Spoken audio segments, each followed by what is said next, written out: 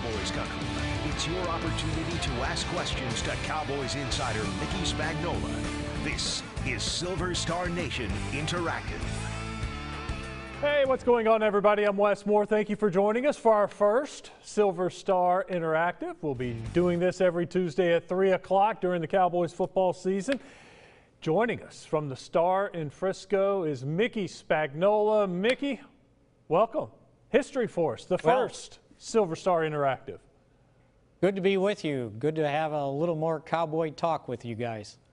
You can always jump in here and ask Mickey a question. Use the hashtag AskMickey on Twitter. Hashtag AskMickey. All right, I'm going to do the question asking today, or until we get our first questions, Mickey. Let's start with the bright spots. Cowboys obviously lost Carolina in week 1, 16-8, but there were some bright spots. I thought the defense played really well, Mickey. What did you think of the defense and the way they were able to contain Cam Newton and the Panthers' offense? I thought once they kind of adjusted to Cam running the football the way he did the first quarter and a half or so, I thought they played awfully well. Wes, you know, in National Football League, anytime you're able to hold your opponent to no more than 17 points, you give yourself a chance to win every time out. I thought they did a good job of doing that, number one. Number two, getting pressure on Cam Newton. He's not an easy person to bring down. They ended up with 3 sacks. They had a bunch of quarterback hits. I thought the secondary played awfully well. They didn't leak any big plays. The problem the Cowboys had was, first, Cam Newton running the ball and then trying to figure out where McCaffrey was going to be. But still, they created a takeaway. I mentioned the sacks, the quarterback hits, tackles behind the line of scrimmage. The fact that they had the Cowboys 1 possession away from being back in the game, I think was rather remarkable, and a pretty good job on a quarterback that's hard to contain. Held Carolina to 16 points, held them to under 300 yards. I think Cowboys, or most NFL teams, can win a lot of games if they can hold a team to 16 points. Wouldn't you agree? Oh, absolutely. Now, the problem is you got to score more than 8. But from a defensive standpoint, I thought that was basically a continuation of what we saw in training camp, what we saw in preseason, especially with a guy like DeMarcus Lawrence, who about took over the game. The guy had 7 tackles, 3 of those for losses, a sack, a forced fumble, a recovered fumble. You couldn't have asked anything more from him. And for those out there who were wondering, you know, was DeMarcus Lawrence a one-hit wonder last year with 14.5 sacks? I think he answered that right out of the box, that I'm for real. Ask Mickey. That's the hashtag if you have a question for Mickey Spagnola. Mickey, let's go to the offense. You mentioned the offense. It was a struggle for most of the day. How much do you blame the rust, maybe a lack of preseason on what we saw? Well, I think a little bit, and I think if you look around the league, there was a lot of teams that struggled offensively, and it wasn't just the Cowboys. I think I figured out if you take away 3 teams that had returns for touchdowns that got them over 21 points, there were 18 teams in the league that didn't score any more than 21 points. So from an offensive standpoint, I think this idea of, you know, we got to keep our guys healthy, and I understand that, and there's merit to it, but we don't want to expose them in preseason games, and games don't mean very much. And then you got to start the season, you know, and you don't get to start against Tennessee Martin. You know, you're right in there, into the fire, and you better be ready to go. And I think there was a lot of rust shown around the league. I mean, all you had to do was watch the Giants game against Jacksonville, the season opener, Philadelphia and Atlanta. I just think that teams weren't ready offensively to get going. And, you know, if you look at quarterback ratings, and I think Dak's was 18th, right? There were 16 quarterbacks that had quarterback ratings fewer than him, and some of them were named Stafford and Ryan and Roethlisberger. So this wasn't just the Cowboys, it was almost like league-wide teams were having trouble offensively. You know, Mickey, the schedule makers didn't do the Cowboys any favors. It's not like they got a cupcake in week 1. Going to Carolina on the road, a playoff team with a very good defense, and that's a tough place to win even if you have a great offense. Anyway, I just thought it was a tough matchup for week 1 for Dallas. Yeah, you know what? And the strange thing of the whole deal, Wes, was the fact that it was 16-8. You know, you sit there and go, God, the Cowboys just stunk it up on offense.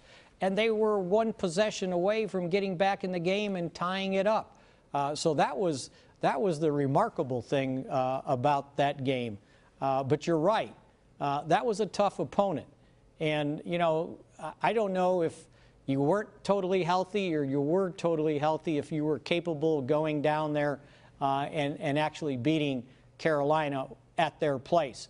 You know, I said in my column on Friday when I was trying to make a kind of a season prediction, I said, don't expect this team to get off to a 5-0 start. This team's probably going to grow before your very eyes. Now, how fast it grows, I don't know. The potential is to grow and be a pretty darn good team. But they're going to have some growing pains, and I think we saw it right off the bat. Mickey, there were a lot of new pieces, and they were missing a lot of old pieces. Who did they miss the most?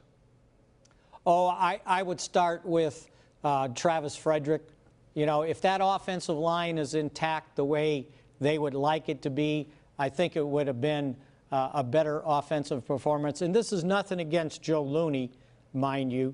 I thought he did a good job, an okay job filling in at center.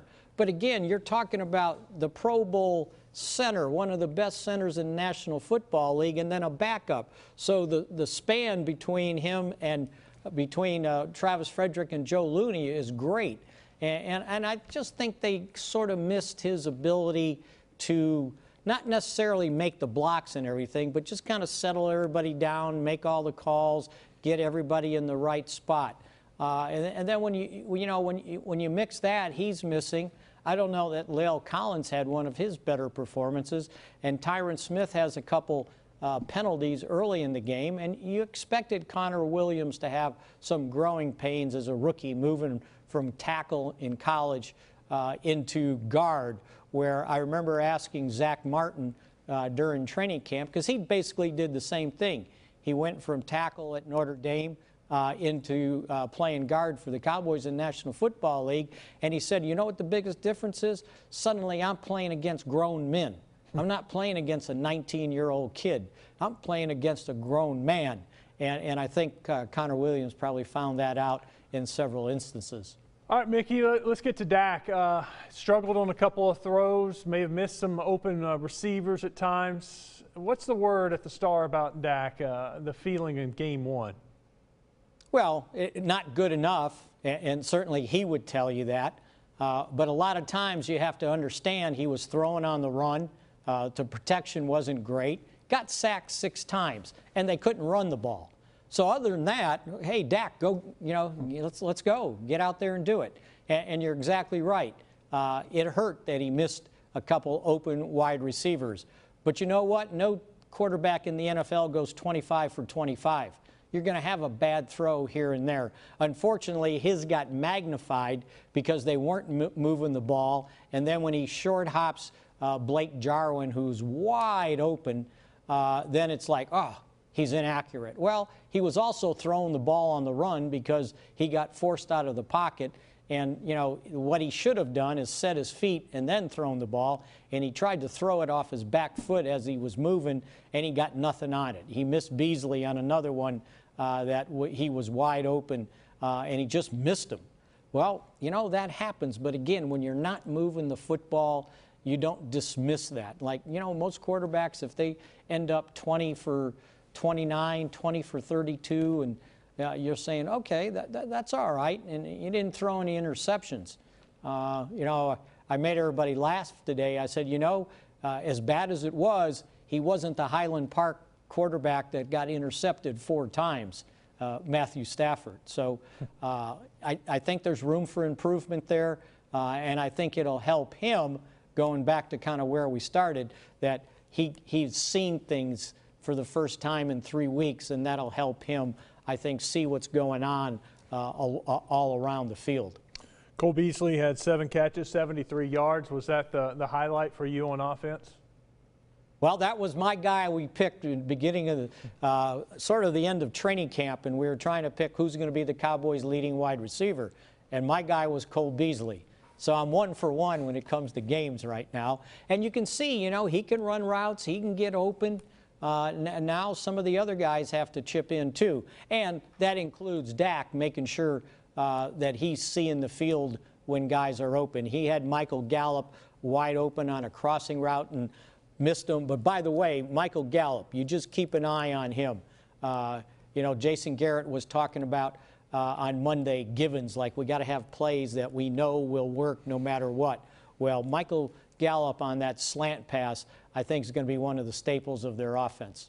You're watching our first ever Silver Star Nation Interactive. We've got Mickey Spagnola with us. We'll do this every Tuesday at 3 o'clock. If you got a question for Mickey, you can always use the hashtag #AskMickey. All right, I got a question for you, Mickey. What was it like for you not being at a stadium, watching the game on TV for the first time since 1988?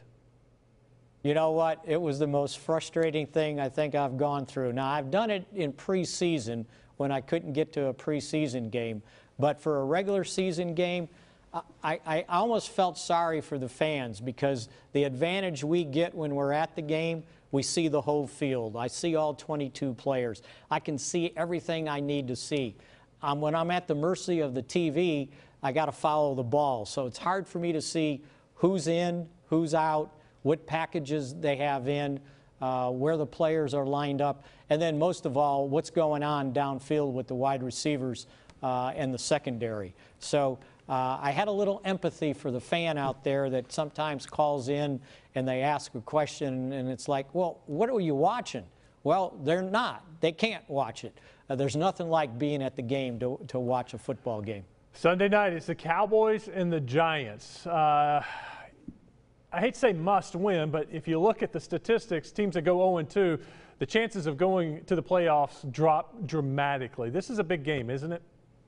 It's a big game for both teams, right? Because one of them's going to be 0-2. Now, I can take you to 93 when they went 0-2. Probably a little bit more talent on that team when they went on to win the Super Bowl. But no, you're exactly right.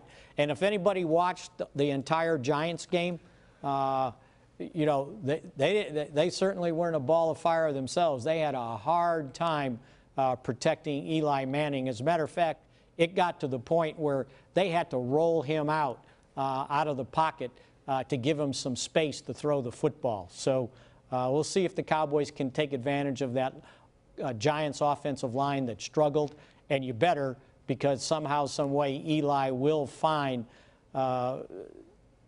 his receivers downfield, which he certainly did. Odell Beckham Jr. Put on a show, but you know what? They kept him out of the end zone, and that was the important thing. Mickey, it's only one game, and as we discussed, it was at at Carolina, tough opponent. How do you feel after watching one Cowboys game? You know, it wasn't a good one by any means, but I still think I still believe in what I saw in preseason and training camp that this team does have some talent, and the thing they got to do is execute, not get behind the chains the way they did in those first 4 series of the game. It was almost like you just gave away 4 series when you got yourself into 2nd and 17, 2nd and 15, 3rd and 12. It's hard to play offensive football when you make mistakes like that. There he is, Mickey Spagnola. Thank you, sir. We appreciate it. We'll see you next week. Okay, Wes, that was fun. All right, remember, use the hashtag #AskMickey for questions for Mickey Spagnola next week. We'll be back with our second Silver Star Nation Interactive next Tuesday at 3 o'clock. Thanks for joining us, and we'll see you next Tuesday.